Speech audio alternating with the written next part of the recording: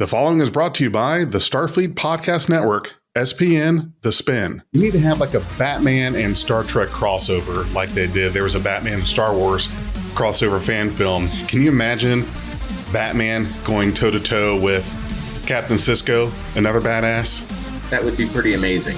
Battling the Dominion together. Oh, wow. Yeah. On the final frontier. Next on Deep Space Nine.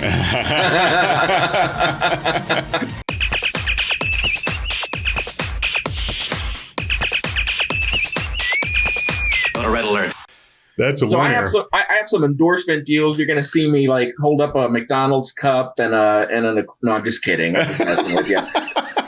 So you live in Cincinnati now, right? That's right. I'm in Cincinnati now. So I'm in the same neighborhood here in Coleraine. You know where the park is, right? Where the elementary and the middle school is at? Sure. Well, I'm a walk. I'm not far from the park down there. Well, and, I did all three of the Coleraines, elementary, middle, and high. Yep. And I have vivid memories of that park in the 1970s, like us doing golf lessons and like really suburban weird stuff that we were doing back then. I don't know. Yeah. You like the silver slide, the one that, went corkscrew. I remember the monkey bars. Oh, yeah. And I remember and just down the hill a little bit, there would have been a creek and it would have crossed over to the football field. Yes. And down there is where we used to like putt and, that kind of stuff. And, I ran that track many times on the track team. Yeah. And, all that kind of nonsense. And I know that neighborhood. Yeah. Yeah. So what year did you graduate from Coleraine High School? 84. 84. Okay. That's not so bad. You know what? That's okay. So 84, you would have probably been closer to knowing my brother, Rick Kelly. Yeah. Cause he graduated in 82 and my sister, the name Kathy, Rick Kelly totally rings a bell. Yeah. Yes. My sister, Kathy, was in 80. So, okay. I wouldn't have known her, but that's when my sister graduated. Okay. All right. So your sister and my sister may have known each other. Probably knew each other. Yeah. Okay. Yeah. So you were there. So when Rick was a senior, I think probably a sophomore, somewhere in there, something like that. Yeah. Okay. Yeah. So now, did you play any sports back then, or what were you involved in high school? I promise everyone we'll talk about Star Trek here eventually, but it is so rare to meet someone that's involved in Star Trek that one lives in the same daggone city, two went to the same high school. So we're going to take our time. Yeah. We're going to talk about this stuff. Just like your neighborhood, my neighborhood is the one that's behind the baseball fields. Right. Yeah. Behind the baseball fields of high school. That cartwheel terrace, all that kind of stuff. So but my best friend lived in your neighborhood when we were growing up. So we would cut through there and go up to Northgate Mall, which is this great little mall. Oh, loved it. But that's home. That was home until I was 17. And then I, escaped to college about a 2-hour drive away, a whole 2 hours away. Where'd you go to college? Anderson University in Anderson, Indiana. Yeah, very small, private, I'll just say religious school.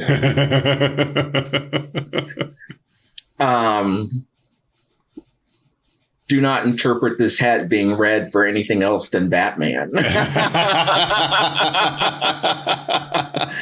Half the audience just turned off. Anyway. If it was half of the audience that was disappointed in that comment, I'll take those numbers because that's a lot right there. Well, and back in the 70s, in that little neighborhood behind Coleraine is in the early 70s, because I was born in 66, the same year the show came on, the original show came on. And so by the time I was actually aware, 5, 6, 7 years old is somewhere around in there when you go to kindergarten. Right. I discovered the reruns. So I discovered the reruns of the original series, and something just happened to me. Yeah. It broke me for the rest of my life. You were forever ensconced in this. And it was like a light coming on.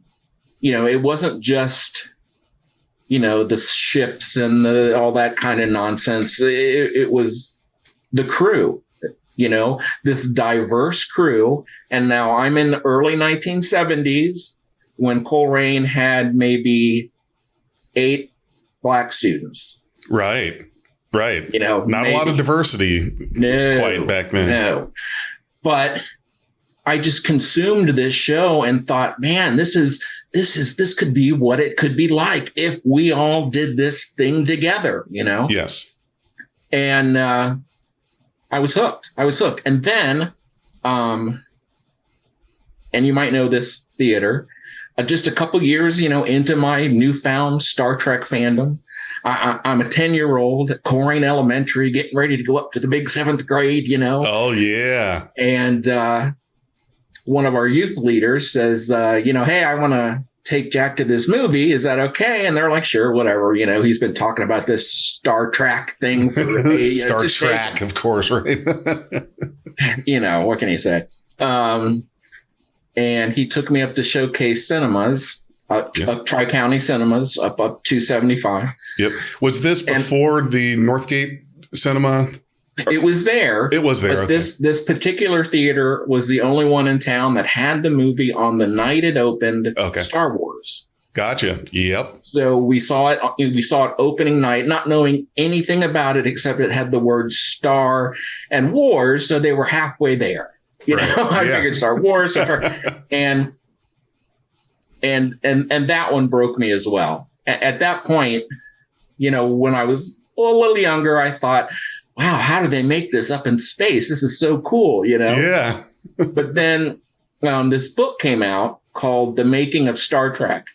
And it explained how a TV show was put together. And the book had pictures of call sheets and how an episode would be broken down and costume notes and blueprints. And that blew me away that people are actually making this. And then I saw Star Wars and I'm like, okay, I'm all in. I have to do this someday. And then that kind of began my trek to now sitting here happily retired from it all. And what's funny is that was well known. And when I was in school, being a big Star Trek fan, because my best friend and I, best friend's name is Ben, we would live and breathe Star Trek. And a quick question for you. So when you were at Coleraine, who was football coach? Was it Calusi back then in those days? Casico. Okay. He was the one before that one. He's okay. Before that. Yeah. Seiko or something like that. He was a, yeah. I think I know who you're saying, talking about. I don't think I can pronounce the last name either. Okay. Yeah. Well, I was there during the golden age, the reign of Carrie Combs. Right. Yeah. Yeah. Guys that I came up with, they were kind of in my age group. You graduated in 96. 96. Yeah, I was 96. So yeah, by that time, people like this one kid who used to make fun of me in high school. When you're an art student, they're just going to label you whatever. Okay. Yeah. And then some 20 years later, he's like the voice of the Coleraine Cardinals on TV, and he's all in a band and he's all like long haired and all this. I'm like, gosh dang it, dude, you used to F word me. It was such a different time. It was such a different time. And, I was so glad to see Coleraine and the area evolve and see the team. When I started looking in again, the team started winning all these state championships, and I'm like, what's going on here? And then it was amazing. It was amazing to see that. It was really cool. It was, because it was in 94. That was my junior year, junior season there. 94 was the first time that Coleraine had gone undefeated in the regular season. We went undefeated then, first time in the playoffs. So that was big stuff. That was a huge year of making a lot of records, doing a lot of things for the first time. Yeah. And it's really been, it had gone on since then until now. Recently we're in a rebuilding period. It's, taking quite a dip, but those kind of things happen, is when you really think about it. there are teams, and I think you were there. Let's see, that was probably back in the that was back in the Moeller and Purcell Marion days where they dominated. But Turpin, Moeller. Yeah, and Saint X. Oh God, Saint X. Yeah, but those names you don't really hear a whole lot of now. And really? That Princeton, can't forget Princeton. Jesus. Yeah. They were probably for several years there. They were cream of the crop for 5 years or so. But now for Coleraine, they stayed consistently on the map for a good 25 years, I would say. It's amazing. And the that's program not easy they developed is just one that was, I know the Combs family. I know that their love for the school and the love for sports, and it's just perfect. It's just perfect. The only thing better is if they'd hire me to come be their drama teacher, and then we'd all have come full circle. I'm waiting to get the call and be like, "Hey, Jefferson, we need you to coach. We need to come out of retirement." Yeah, that'd be awesome. You start doing the drama club, and I'm doing the coaching, and old timers like us. It'd be hilarious. It's you don't miss it until you miss it.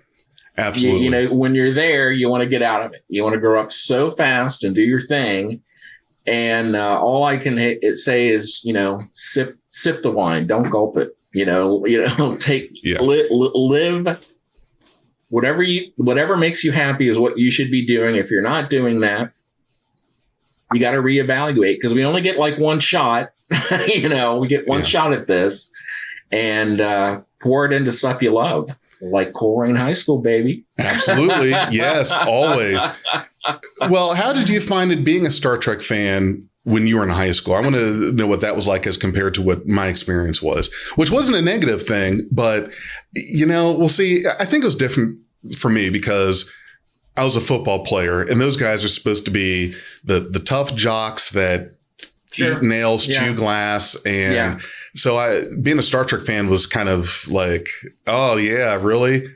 Well, no, back in my day, we had guys in the show choir who were also like star football players. So in the show choir, huh? Yeah, we mixed a lot. Music was a huge thing while I was there. And I was voted most talented my senior year, in fact. Oh, okay. And the quality of the theater program and the quality of the choirs, and we like consistently won everything we did those couple years that we were there. And it was amazing. People were like, how come you didn't go to the School of Creative and Performing Arts? Because I was getting everything I needed right there, in my backyard. And it was an amazing time. You can't beat just jumping over the fence and there you are. No, just run home at lunch, run back, and make sure nobody catches you. But so it's it wasn't that big a deal. We did a lot of mixing. It wasn't as cliquey as there were the groups, but the groups intermingled. There were only like 500 of us. We had to enter. Wow. Yeah. I think my graduating class was 490 some. So that was, and you're right. It was a lot smaller, and it felt like, not that, sure, there are cliques wherever you go, no matter where you go. Sure.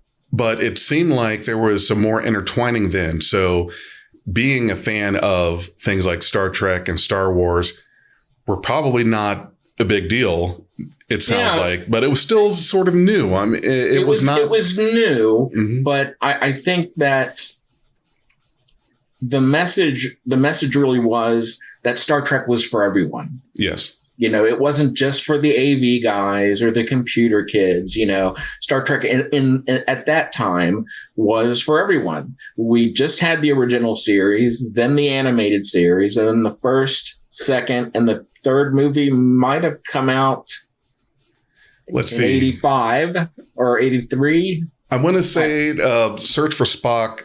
Wrath of Khan was 82. Search for Spock that would have been. Had to be, I want to say it was definitely after you graduated. I want to say 84. Yeah, 85, 86, something. 84 was, I thought 84 was, oh, this is terrible. I'm losing all my Star Trek credit. Here, 84 was The Voyage Home, I thought.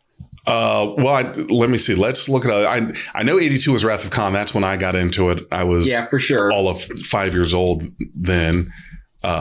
What a great way to get introduced, right? Yeah, it was. There was just so little of it. 1984 was Star Trek 3.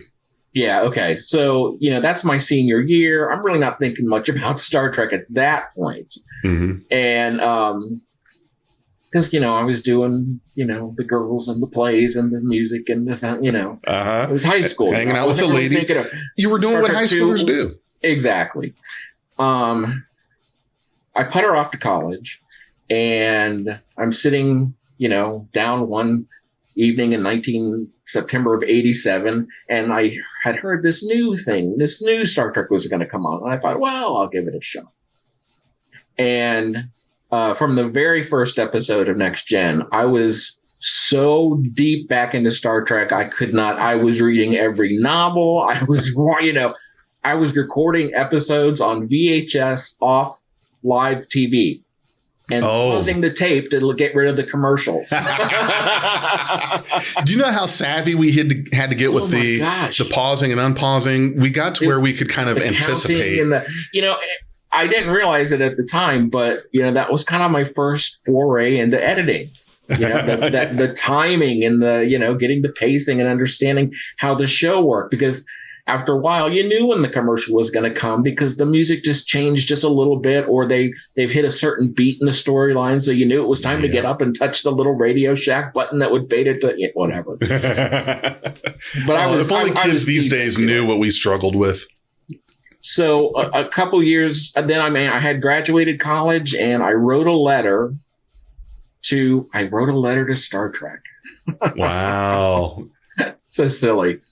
This was pre-internet. Pre-internet. We're pre-Google here for anyone in our younger side of the audience. We had to write letters. Exactly. This is going into the third season, and I write a letter to Mary Howard, the unit production manager, and I said, "Look, can I come out and work for you for free, just for a couple weeks, just to see what production is like, to get a taste of it?"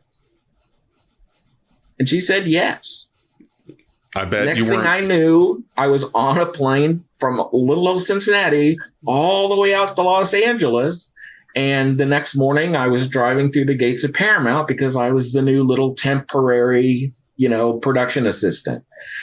And I saw a couple famous episodes get made, and like Sarek and a few toys.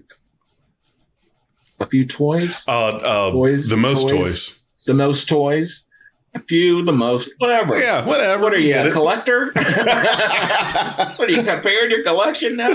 Whatever. After that, I just, dug my heels in. I went back, moved to Washington, D.C., started working for the school district there, who had 2 instructional TV channels on cable. We provided programming. We directed live shows. I learned just a ton about, I learned everything about production. And one day thought, I want to make my own movie. Yeah. What an idiot. Anyway. It's not as easy as just saying it. Yeah. So I quit my job at this school. And for the next 3 years, it was like my wife putting me through med school. I poured all my time into trying to find a project, into doing the project, into seeing the project into completion. And that, of course, became that first fan film, one of the first fan film, the Star Trek New Voyages thing. Yeah. And through that, I had met Doug Drexler. And we worked on like the next 2 episodes to 3 episodes total together. 4, really. Because I'm not going to tell that story. Now you've got me curious. The Sulu episode. Yes. Uh-huh. We were not on that episode. Okay. Enterprise gets canceled. Doug gets a phone call from Gary Hutzel, the visual effects supervisor who had worked on TNG and Deep Space Nine, and, you know, asked him to come join Battlestar Galactica. And so Doug called me and said, do you want to come work with me on Battlestar Galactica and like kind of be the CGI office coordinator, you know, take care of all the phones and papers and artists and all that kind of business, you know? Yeah. I was like, sure. And I was on a plane. And then my wife, who was teaching at the time, she came out 4 months later, and we worked on Galactica and then Bionic Woman and the Sarah Connor Chronicles and something about an airplane, not Lost. I can't remember. Bionic Woman. Did I say Bionic Woman? You said Bionic Woman. Knight Rider, a Knight Rider pilot. You know, just a bunch of stuff. We had our offices at NBC Universal on the lot at Universal, where the little tour and the theme park are. We'd, you know, knock off from work and go ride Jurassic Park and all that kind of stuff. But so all this stuff is happening, but there's this like 10-year-old in me who's screaming like, holy cow. By this time I had directed Walter in an episode. Walter Koenig, who played Chekhov. Yeah. I had worked with George a little bit on, just a little bit, and several other TOS people. And over time, through Doug, there'd be parties at his house, and Nichelle Nichols would be there, or Barbara Luna, or, you know, and so over the years, these became like my friends. So it was weird to like watch the original series anymore, because I wasn't seeing Kirk and Spock and McCoy, and, you know, I was seeing Nichelle and George and Walter and that had Grace. To be amazing. And, yeah, it was. It was. It was an honor. Okay. Choosing words very wisely tonight. It's hard to meet your heroes, as you can imagine. Okay. Yeah, they say never meet your heroes is a phrase out there. But, you know, all I can say is that, especially the ones I became close to, like Nichelle and Walter, they're gold. Mm-hmm. You know, she was an amazing woman. Just, I have this picture in my mind of she and I sitting in Doug's backyard on some random Saturday afternoon. And there were a bunch of people over because they were raising money for Walter Koenig's star on the Hollywood Walk of Fame. If you didn't know, it costs like $20,000. And isn't that something really given to you? It's not. You buy. You've got to buy your own star on Hollywood Walk of Fame. That's ridiculous. It is true. You can also buy your own Oscar from Etsy, but don't tell anybody I told you that. It's you know, it's all fake. It's meaningless show business stuff. But, right. But you know, that kid in me was just, you know, he would sit there and listen to Nichelle tell, you know, a story I might have heard a few times at conventions and stuff, but just enraptured by her presence. She was an incredible woman. And I made her laugh, and there's nothing better than funny. So she liked me. And that was great. That was great. So, you know, lots of really good experiences, but you know, what we did was not easy. Right. It was pre-internet, not pre-internet. It was pre-YouTube. Yeah. So like those first couple episodes, I had to wrangle people who would give us server space that people could click on a download link and FTP it. You know, it was. Those were the Wild West days back. And you could still hear the modem ringing in those days. All the modem. Yes. You know, and, you know, we had to learn how to compress files and all kinds of major things before there was this YouTube or really a Facebook to talk about it. You know, I think we maybe made an announcement on MySpace. Trek BBS and I remember Today. Trek BBS, yeah. And started getting the word out, and then it just blew up crazy. I mean, I didn't know it blew up. I didn't know until we went to our first Star Trek convention in Pasadena in 2005. There was a grand slam. Mm-hmm. And we decided to go and put up a table just for the heck of it. And I mean, we just didn't know how people were responding to it, because there was just no real way to feed. We had some limited BBS functionality back then, but it was, the reception we got was overwhelming. And then by the time the second episode came out, it premiered the same night as the third season of Enterprise. And to say the numbers were close would not be a lie, of how many downloads we had over a weekend versus how many viewers they had for their third season premiere. Wow. That's amazing. I've watched all those episodes, and oh yeah, yes, I was a big follower of New Voyages, and also with Star Trek Continues. Oh yeah, that was a lot of fun. I enjoyed that. Yeah, and it was. Yeah. I think it was great then, because they happened at such a time where there was just that want for Star Trek content, because Enterprise was kind of on its way out. It was getting close. Million and a half viewers a week at most. I mean, that's not 22 million that TNG was getting in its heyday. Right. Exactly. That's a big drop off. Yeah. And I think we touched a nerve. And I'm right here. I'm going to take credit for the JJ movies. No, I'm just kidding. But I think Paramount, who sent us a cease and desist letter, who we went to the lawyer's office, and Doug defended us with his job and life and limb.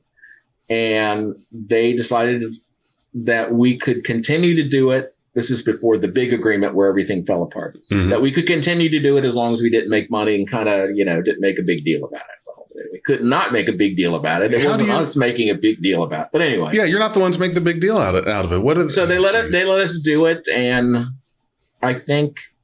And they absolutely kept their eye on us. And I think they were absolutely shocked to find out that even people playing these traditional characters were getting views. What is it about this? And I think that led to them in later years being more TOS centric in their product. Right. That the appetite was so large that, and I don't think anybody knew, There was a big appetite for it, because we had such a content drought after Enterprise and Nemesis. And at that time, there was no Trek on the horizon. Nothing was being talked about. Oh, no. Nothing. And we hadn't, at that point, with our generation of fans, we had not experienced a content drought like that. Because when I started in Wrath of Khan, then I went back and watched the motion picture and followed all the movies. So if you start with motion picture, there was something every couple years or so. There was not, and then once we got into the TV series, so there was never really any kind of lag. Not like it was from 69 to 77 when TOS ended. Yeah. Well, if you count the animated series, that's more like 71, 72-ish. Yeah, that's a big gap. Yeah, there was a big gap in between. There wasn't a book every month. Right. There wasn't, we were fortunate enough to get things like that original technical manual or the blueprints, that sort of thing. But there was, you couldn't walk into a place and find like Star Trek inspired clothes or whiskey online or none of that. It all went away. No, it was gone. I think anybody who does a fan film nowadays is a hero, and they should keep doing it. And I think it's great. I've seen a lot of them. I had some limited involvement with Star Trek Continues. I co-wrote the first episode. I directed one of the vignettes. I really did it because I enjoyed being on the sets more than anything else. It was great. I mean, they had the full run of the sets laid out exactly like it was in 1966. Now, phase 2 was done in Ticonderoga at the set there, or was it? Yeah, where was that one? The set where that tour happens nowadays. Yeah. I've never seen that in my life. Okay, so that was not used for any filming. Okay, because I was told that I was involved in. Okay. Yeah, originally there's like this drugstore on the main strip going down through Ticonderoga, and on one side of the street there's a building with 4 office spaces, and Collie had a bit of the bridge built in one of them. Mm-hmm. And that's what we started with, a bit of the bridge and a transporter room and a few flats. And we really didn't have anything more than that till Walter's episode, when at that point we moved out of the second floor building and moved to some abandoned. It was a grocery store, wasn't it? Garage. It was a garage. No, this is even before the grocery store. Oh, okay. Yeah. And boy, those are rough places. That was rough living, brother. You got Walter Koenig there on the set. You've got a fly problem. You've got maybe one working toilet. All these bloopers with Walter like slamming his script down, trying to kill flies and getting. I mean, it was just a nightmare. And the third one was the last one I did. I was like, this is too much for me. This is too much. My goal was to put together a team that could go from project to project and assume different roles, depending on what we were going to do. The 3 episodes I did, each one is formatted differently because, the first one was like a pilot, and then the second one was like a traditional episode. And then the third one, my cut of the third one is a long form film. So I wanted to do something. I didn't want to, like Star Trek continues, just episode. And then everybody's just wanting to do the episodes. I wanted to do something to, grow us each time, to do something different, to stay a little cutting edge, Mm-hmm. But that wasn't everybody else's vision, Right. And so I moved to Galactica and everything's fine. But it was hard. It was hard to do those, pre-HD. We recorded everything through the camera into a laptop onto hard drives. No air conditioning. Oh God. Oh, that's not hardly a working toilet. No air conditioning. That's roughing it right there. Yeah. You're not glamping right there. That's for sure. Someday maybe I'll go see these museum sets, but these are not the sets we filmed New Voyages. Yeah. I've always wanted to get into a fan film, and I hopefully I don't want to jinx it, but I did have one of these interviews with a gentleman named Ray Tessie. Oh, neat. Who is the owner, operator, producer of Neutral Zone Studios, which is the TOS set down in Georgia. Yeah. Yeah. So we talked for a little while on that about the fan films, and we had talked about doing an idea for that I would be involved in. And I just thought to myself, wow, it's great when you expand your friendship network to meet new people and come across people, because you start seeing things like that happen. And I told my friend that, hey, I may, several months from now, but it may be, who knows, I may be in a Star Trek fan film. Now, if you would have gone to me, it's awesome, back at Coleraine throughout all those days and said, hey, Jefferson, that Star Trek that you love, what do you think about being in a fan film? there's no such thing as fan film then. What are you talking about? But still, and something like that it's still something to be proud of, because fan filmmakers,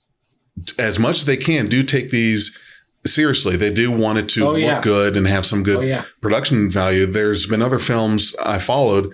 One of the big ones I really liked was Hidden Frontier, which was also around that time. That was a big one. And with all of these, the productions they get better and better as they're going along, because you're just learning new stuff, new techniques. different ways of editing or shooting, things like that, making use of your green screen. So when you're talking about doing something where you're doing this out of pocket, it really takes a love and a passion for that. And we even get the uniforms. We've got the uniforms. This is going to be a depressing story. I have my DS9 captain's uniform sitting in the closet. I've got to lose a bunch. I did for a while. I did fit in it. But unfortunately I've got to get back into uniform wearing shape. Yes. Back into Star Trek trim. Yes. Right? Back to Star Trek trim. Yeah. Yeah. So that's there waiting for me. I've got the comm badge. Nice. I've got the rank pips, got those made on Thingiverse. Oh, sure. Yeah. It was it was just yellow. It was yellow, and it was the round thing, but they had there was a space in it where you would put the magnet. So you put the magnet in it, and then you had another piece so you put the one part under the collar, and then the pips all had the backs, had the magnet. So you would attach the magnet. I had to paint them gold. I wanted to be authentic. Nice. Wanted to be gold instead of yellow. I'm not a peasant. So I went all out, but well, that's good. I wouldn't be talking to you otherwise. We do not allow peasants here. It's and got my son a uniform, and that's what's great. Nice. Is he's got a couple of them. He's got a next gen gold uniform, operations uniform, and a DS9 uniform that was the first one I got, which came from China. And boy, were the measurements off. I don't know how they measure them folks over there, but it's metric, man. I don't know, but So, and that's the thing is nice is getting uniforms. And you and I at our ages now having kids. Well, do you have kids? No, we steered clear, but keep it that way. Let me just tell you, the cats. Okay, that's fine. I love my kids, wouldn't trade them for anything, but the advice I give to anyone who doesn't have kids, keep it that way. If you like being able to just wake up, get on a plane, and go do production for whatever, that's great. But, when you have a family, it's not quite getting up and go. Yeah. Yeah. I mean, we got to LA. I jumped into Galactica, and then there was a writer's strike. And in order to keep eating, I switched over to, I'll call it documentary television. Some of it was. I did a show for National Geographic called Border Wars, and a show called Beyond Scared Straight for A&E. A few others. I worked on Ben 10 for a while. Oh, Beyond Scared Straight. Was that the one where they would send the kids that were acting up at the dinner tables, put them in a prison to get yelled at and all that stuff? Ooh. Yeah. I produced that show for quite a while. It was a great idea. To the point where you got numb to it. I was doing pre-interviews, sitting down with prisoners like I always do, just talking to this guy, being all, Jack, pleasant, happy, laughy, And later on, he gets up to tell his story about the people found dead in the back of his car and all this. And I was like, oh my gosh, I was just like yucking it up with this dude. I had totally shut down the reality of the situation. Yeah. And it only came back to me, really. I've been thinking a lot about it lately because one of the shows we did was in the Fulton County Jail outside of Atlanta, where everyone famous has been booked recently. Wow. Yeah. And and that the jail that's under FBI investigation, in fact. And I can tell you, they should have been investigating them 15 years ago, because what we saw at the Fulton County Jail was horrifying. Those kids were scared straight. I'm telling you. Really? Wow. Very few kids failed the test, so to speak. Yeah. It's just amazing what they did to this. Here, kids, let us put you in a for-profit prison and see how things go for you. Yeah. Oh my gosh. Did a show for National Geographic called Border Wars, where we were on the borders of Nogales, filming customs agents and border patrol and being out in the desert. Where was this at? This was in Nogales. It was a National Geographic show called Border Wars. Sounds like a place season. I wouldn't want to be. It's not nice. It's not nice. But so writer strike, I had to do other things. What I really loved about the other things is that because of no family, just my wife, and she was doing her thing, she's a musician in her own right. I'm on a plane nearly every week going someplace else to film another group of kids or another thing, whatever.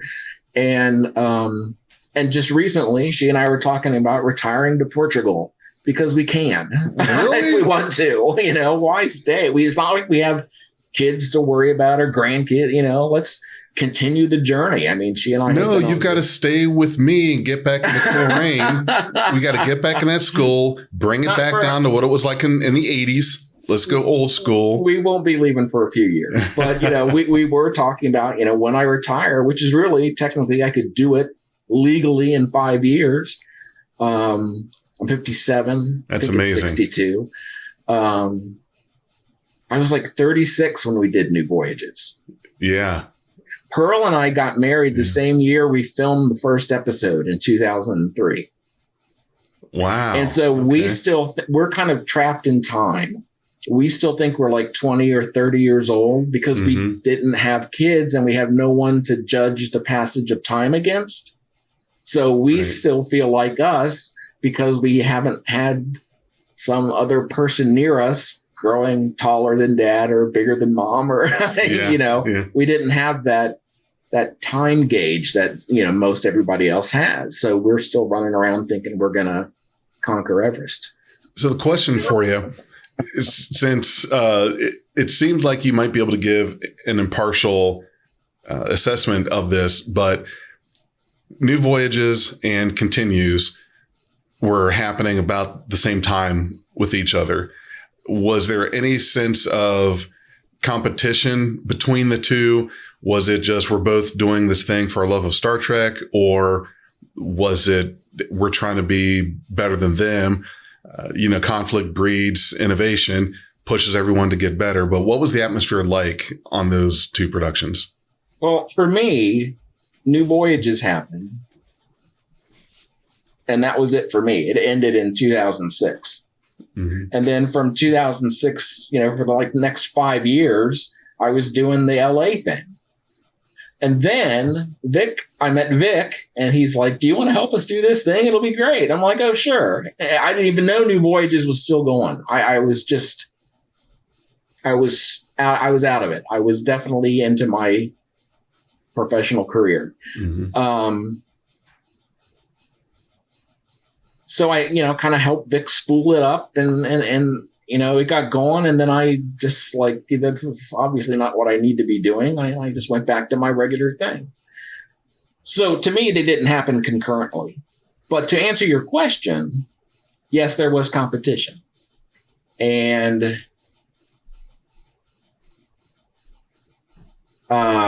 especially from the continued side. It was very apparent to me that the people being brought in, the people being asked to help, it became apparent to me that it was one-upmanship. Okay. He and James had fallen out over something. So Vic went off and made his own show. That's what happened.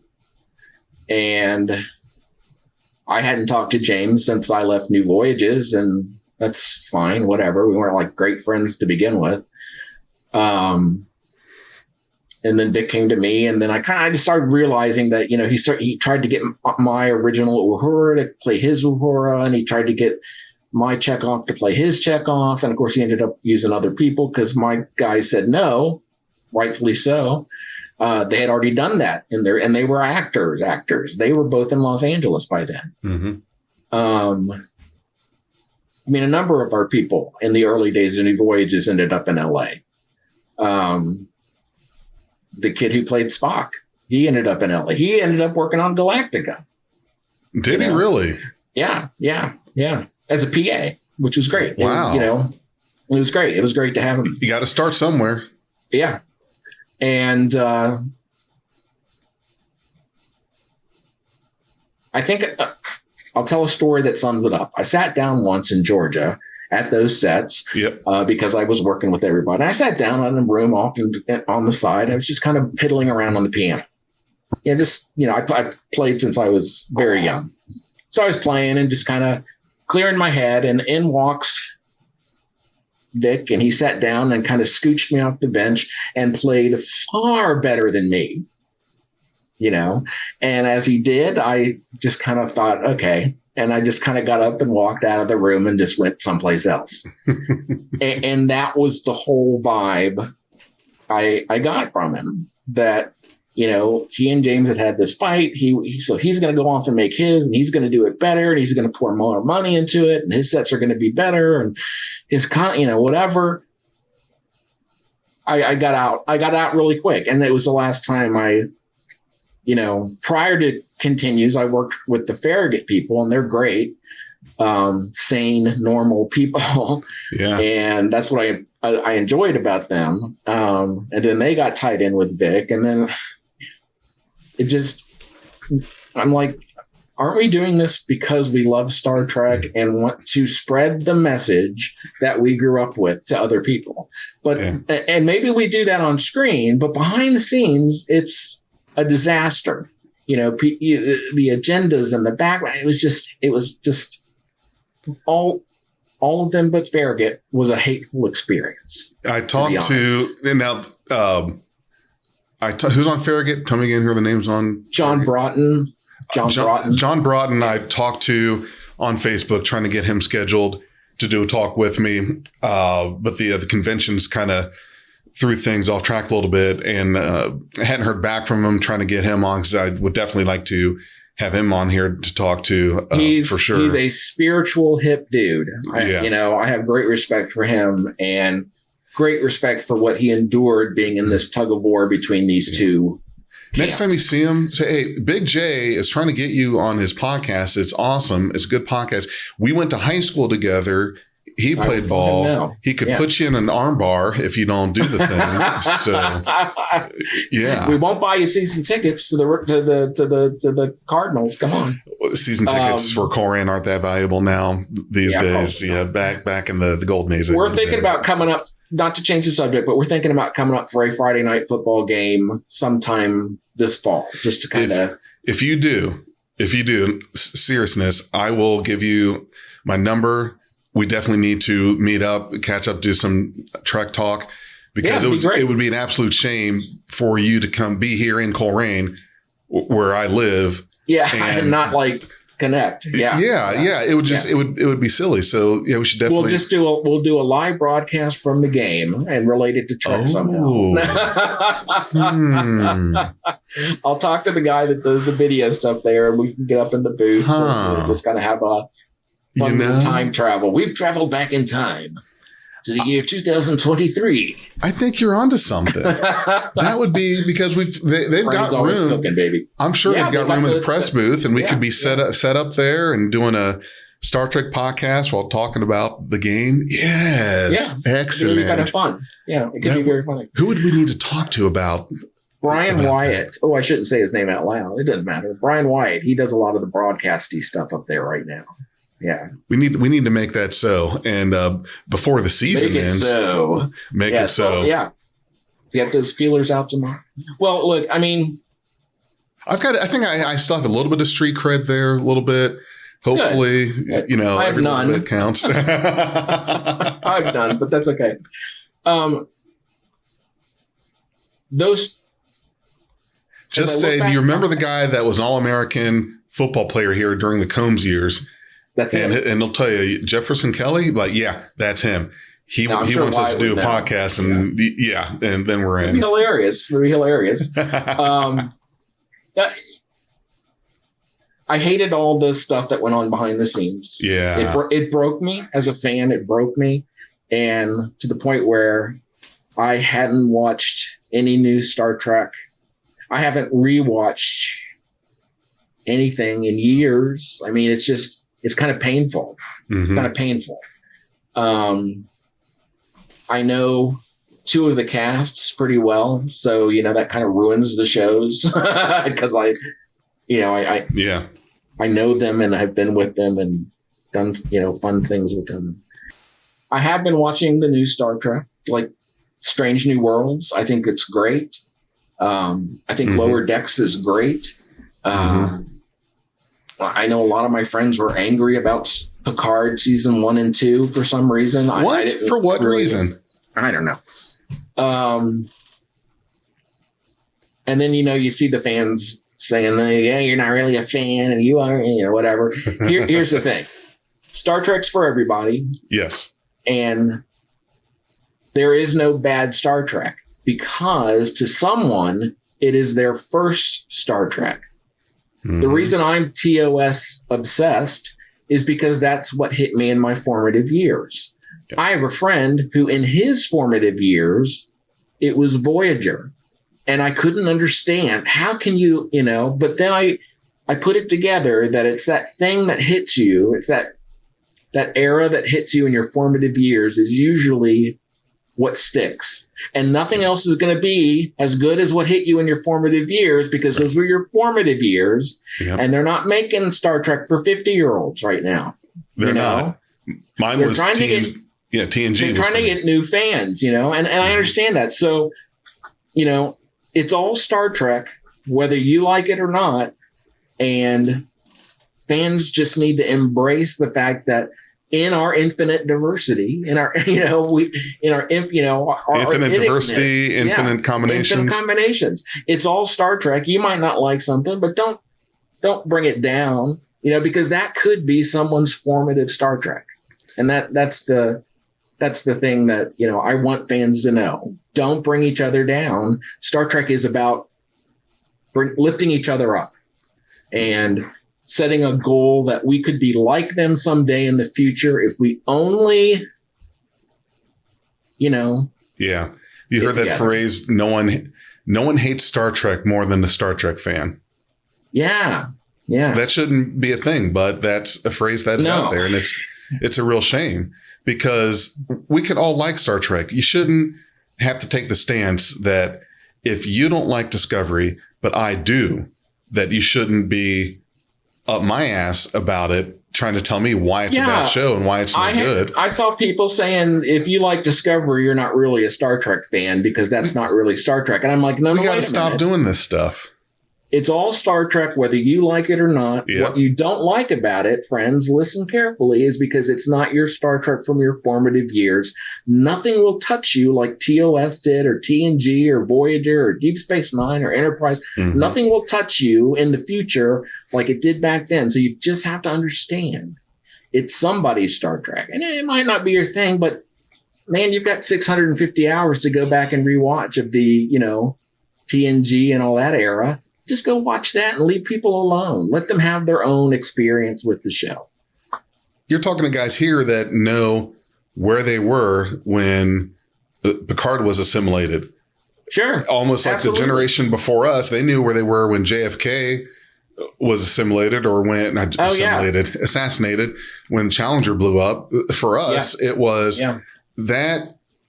And at that point, to be continued was, at least from what I could glean, was not something that you see often at all. And when that crescendo of music is happening, and it's just everything is now getting really on edge. Like the hair on my neck is standing up. I'm feeling like that anxiety attack coming. And then you get the camera panning over Riker and he says, "Mr. Worf, fire." And then you go to dun, dun, dun, dun, dun, dun, dun, dun, dun. You get the to be continued. I'm standing there in shock, frozen in front of the TV. And I started doing something that was very irrational. I thought that if I would rewind a little bit and play it, that the episode would keep playing. That was how much trauma I experienced then. Was I felt like, no, this can't be. And then that summer was hell, just with all the talk, all the, there's a TV guide cover that he was on, and that was the big talk, was what's going to happen with Picard. And the reason that happened was because at the time, we didn't know if Patrick Stewart was going to return. There were contract negotiations. Contract negotiating, was coming up, and he, up to that point, I don't know when he loosened up, but you hear the stories from the cast and crew. But he was he was wound pretty tight the first couple seasons because he was a professional, classically trained theater actor, and all these guys are screwing around, these Americans, and not taking things seriously. So it took a while to loosen him up, but there was some head bumping that he was involved in, and it was kind of we don't know if he's coming back. So that's why we're writing the story. To Patrick's credit, he's actually come back and apologized to them for that. Oh, really? Yeah, I didn't realize that. Yeah. He they were all in a big group, and it was being filmed, and he just said, "Look, I want to apologize. I didn't realize it at the time. I didn't.